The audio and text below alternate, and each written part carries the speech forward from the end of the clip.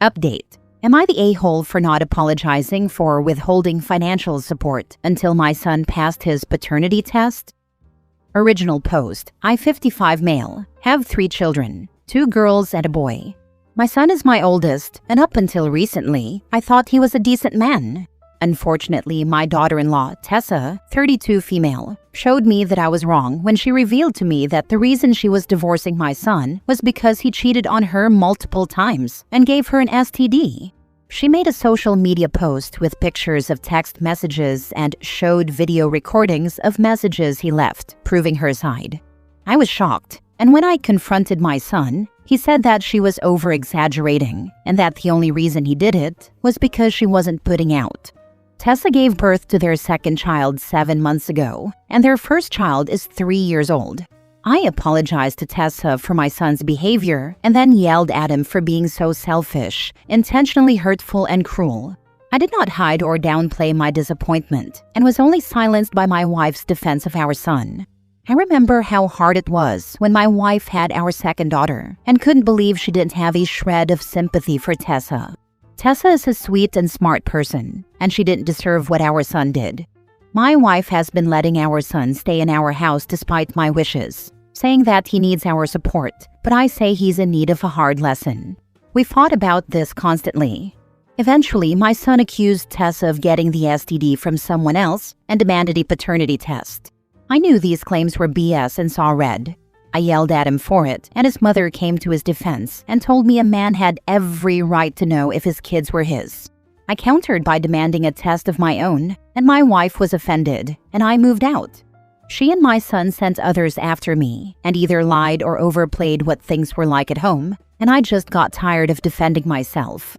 I was going to let things be until either my wife or son contacted my job and made hurtful accusations about a female employee that I've been mentoring for the past year. And that's when I snapped, and now I'm filing for divorce. The house is paid off, so I'm willing to let her have it, but until a judge says so, I've stopped putting money in any of the accounts that she has access to, and only make payments to the credit card with a $4,000 limit so she has money to buy groceries, get gas, and pay for her other expenses.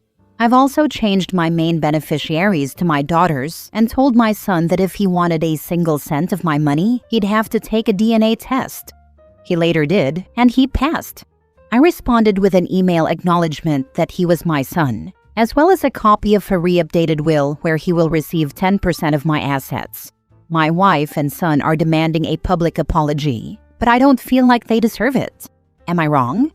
Edit to add, just to be clear, since people seem to be skipping over it, my wife called my job and accused one of my mentees of getting special treatment in exchange for special favors from me and other men in the company.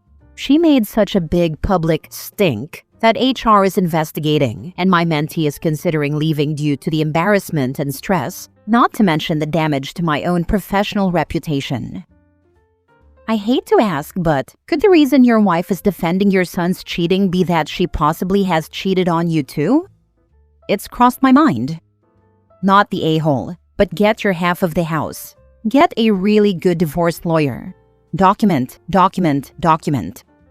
Either that, or get half the house's value in assets. Do not walk away from the investment in the house. She can either find a way to buy you out or sell and split the money. My sister made that mistake. It still haunts her. She was running from an abusive husband, so I get why she just wanted out. Now that he's proven he's your son, leave the money to his children. I'm leaving my son something because 1. I told him I would if he was proven to be my son. 2. I don't know the specifics, but if I leave him something, then he can't legally challenge my will. 3. I am going to leave my grandchild something. It's just taking a minute to see what my options are, because I want to put it in a trust that neither parent can touch.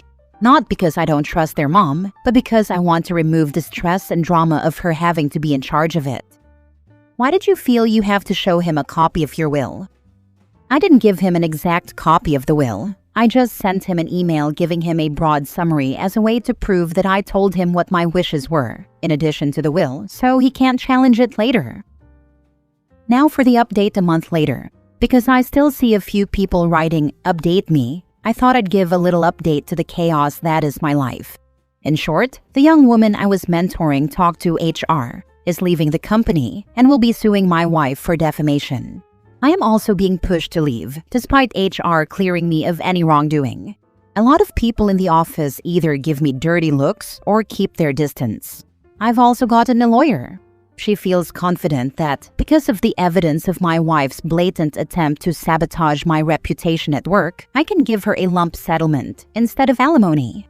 My lawyer also agrees with many of you regarding not just giving my wife the house, but rather selling it and splitting the profits. I'm back in the house for now, per my lawyer's advice, and it's pretty miserable. I'm definitely drinking a lot more than I used to, just trying to hang on. I've also had some hard but honest conversations with my daughters, and I have come to accept that there are certain aspects of fatherhood that I've failed in. I did show up to school events and spend time with my children, but overall, I let my wife do the majority of the parenting and she favored our son. I just never really paid much attention, and my daughters didn't feel as if they could talk until now. However, they're still willing to have a relationship with me and are on my side with the divorce. I haven't spoken to my daughter-in-law much, but she did send me a thank you text for standing up for her. Thanks for reading. The good news is, it's not too late to try and heal the relationship with your daughters and be an involved grandparent. I'm betting this isn't the way you planned things to be, but I think you can make things better than they were. Talk to your daughters and daughter-in-law and ask them if there's anything you can do to become a better grandparent or parent. Time to fight like hell to demonstrate that you're contrite and willing to put in the hard work to repair or build strong relationships with these women in your life. A big event like this opens up the ability to have either a lot more positive impact or a lot more negative impact. If you want to make amends, you never know how much time you have or how much time they're going to be willing to give you. I hope the reality of things is a kick in the butt that hurts now, but eventually leads to a life worth not just living, but enjoying. Quit drinking and spend more time with your daughters. Instead of wallowing in drinks, start rebuilding your relationship with them. Let that occupy your time and energy. Glad to hear you got a good lawyer. Document what is happening at work and consult an employment lawyer too. I can't believe your wife called your place of work and sabotaged you. What a cow. Your colleagues shouldn't be privy to that. HR should have kept it quiet until an investigation was done. Don't get pushed out. You did nothing wrong, and the gossip will die down. Definitely get half the house in your divorce. Your wife doesn't deserve to keep it. Your son is a spoiled brat. I feel sorry for your daughter-in-law. The worst part is that her comments were directed more toward this woman who did nothing to her. OP worded it oddly, but if you read what he wrote, she said the woman got benefits because she was providing special, that is, sexual favors to OP and other men in the company. So it makes it look like this woman used sex to get ahead professionally, and not just with OP. It's like she chose an innocent bystander and shot her multiple times until she could be sure at least one bullet ricocheted and hit OP too. I mean, if she had just said they had an affair, it would still be awful, and I'd think the wife was disgusting for making this poor young woman collateral damage. But this wasn't even a case of the woman being collateral damage. That just sounds almost psychopathic. I guess it's why she really did feel no empathy for her daughter-in-law. She's not capable of it and doesn't care who she hurts. Second update 4 months later. Hello and Happy New Year to those who celebrate. I forgot about this account until now and have decided to post updates for anyone who cares. Okay, so here's the update. I filed for divorce a few months back and returned to the home per my lawyer's advice, but my wife and son have not made it easy. I had to take video of them accosting me and present it to a judge for them to finally back off or be forced to vacate the home. I also have locks on my bedroom and office doors, and a small fridge in my office. I go to my oldest daughter's house a lot for dinner to get some peace, and I also think it's really convenient for when we have our deep conversations. I've also attended a couple of video therapy sessions with my youngest daughter to help her unpack some of her issues. Ultimately, my daughters decided that, in spite of it all, they still want me around and can see that I'm willing to listen and respect their boundaries, so we're solid. I left my job but was given a decent severance package and now work as a freelance consultant for other companies in the same or similar field. I don't get paid as much and don't have as much security, but it's something. And the free time allows me to help out more with the grandchildren. My daughter's children, not daughter-in-law's. Daughter-in-law has decided to keep her distance until the divorce is finalized, and she has primary custody of both kids. My son is allowed to keep the oldest overnight, but almost never does and won't visit the youngest, since there's still a baby who prefers breast milk to formula. My former mentee is suing my wife, who had the audacity to ask me to pay her legal fees. Her divorce lawyer seriously asked for that, and she's trying to get the house. Last I checked, they were going to settle, which will end up having to come from her portion of the sale of the house. A sale that she was trying to stop by not approving any of the repair people I suggested, so we could fix up the house in order to get it ready, as well as wanting to dispute its value. It's taken a judge's order to get her to finally back off, and I'm basically going to have to foot the bill for the repair and realtor fees if I want to get this over with sooner rather than later. Fortunately, the judge also agreed that the more I pay toward getting the house ready, the less I have to pay out to my wife, so I see that as a win. I get why it's important, in the divorce, that he stay in the house. I do not get how the son is allowed to stay. Like, as one of the two owners, shouldn't OP be allowed to veto that? Give him an eviction notice or something, especially since he mentioned filming both of them harassing him and presenting that to a judge. It obviously could vary by jurisdiction, but where I live, you can't trespass a person if they are on the property at the invitation of an occupant. As long as one occupant says that a person is welcome on the property, then they can't be trespassed, even if multiple other occupants want them to leave. Why do I have the feeling that his wife knew about the cheating all along? Great son. Ruined his marriage and the marriage of his parents. I bet he still doesn't see what he did wrong. Considering that she accused OP of cheating too, I would not be surprised if she herself was also unfaithful at some point. OP's soon-to-be ex is not just nasty, she's dumb. Imagine screwing with the money coming in that would be paying your alimony. If they award it, she'll be getting less because she cost him his job by running her mouth. And the audacity of asking him to pay her fees for getting sued because of this same issue.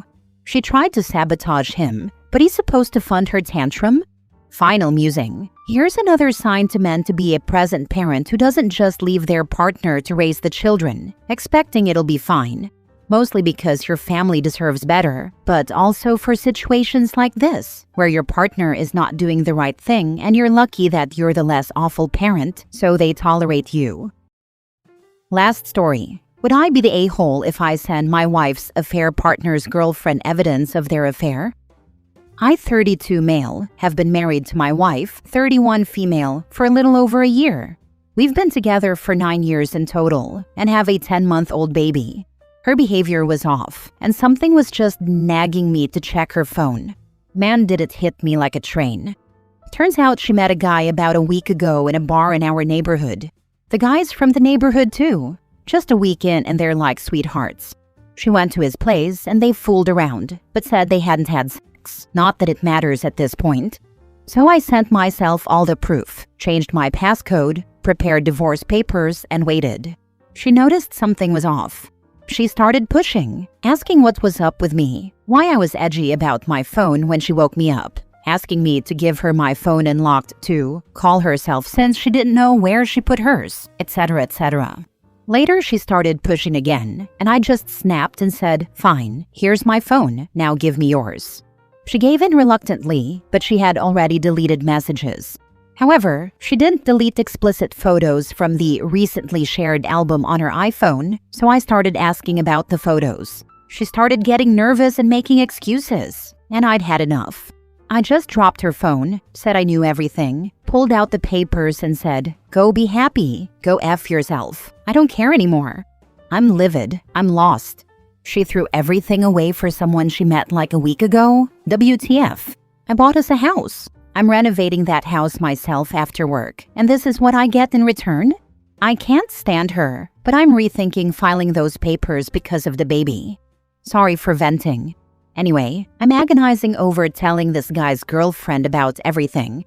She nearly caught them herself when she found my wife's hair. One is blonde, one is dark-haired. He fed her some BS, and she apparently bought it. I'm torn between not wanting to ruin their relationship and thinking she should know. Plus, screw those cheaters as a bonus. The reason I don't want to ruin his relationship, even though he partly ruined my marriage, is that he actually had moments like, "This is messed up. We're going to hurt everyone. We shouldn't be doing this, but I like you so much, blah blah." So, what should I do? Nuke their relationship or leave them be? Edit. Just to make it clear, I'm talking about nuking the affair partner's and his girlfriend's relationship by revealing his affair. People ask how I can get papers quickly. It takes 30 minutes to download a template or a form from the court website, fill in personal details, and print it. How do I have all this information? From their messages. They talked about everything. He even sent my wife a photo of her hair that his girlfriend sent him when she found it. You would not be the a-hole. I can't stand her, but I'm rethinking filing those papers because of the baby. Do you want to teach your child to put up with a partner who cheats on them? I'm torn between I don't want to ruin their relationship. You wouldn't be. He ruined their relationship when he cheated on her. Yeah, this really nails it. Staying for the baby sounds noble until you realize what you're actually modeling. Kids pick up on way more than we think, even if they're little. And you're right, OP wouldn't be ruining anything. The affair partner already did that the moment he chose to cheat. Telling the truth isn't revenge. It's giving someone else the same information you wish you didn't have to find out the hard way. You would be the a-hole if you didn't tell the affair partner's girlfriend. She deserves to know. If I may ask, what was your wife's reaction to getting served, and is she still in contact with her affair partner? Also, please do tell your friends and family about her affair before she can paint you as the bad guy. Get a DNA test for the kid just to be sure. Who knows if this wasn't her first rodeo? She started shaking, crying, and begging me. She woke me up the next morning crying, saying she hoped it was a dream. She said she read the papers and that it ripped her heart out. She told him that morning that I knew, and they had an 8-minute phone call. Nothing after that I know of. She probably realized the affair partner won't leave his girlfriend for her. Now you're gone, and she has no one to take care of her and the baby. Does she have any skills for a job? I'll never let the baby suffer. It will be taken care of. To be fair, neither of them planned on leaving anyone. They were like, "This is so wrong, but how do we stop? We are so meant for each other, but this can never be." Oh, poor us.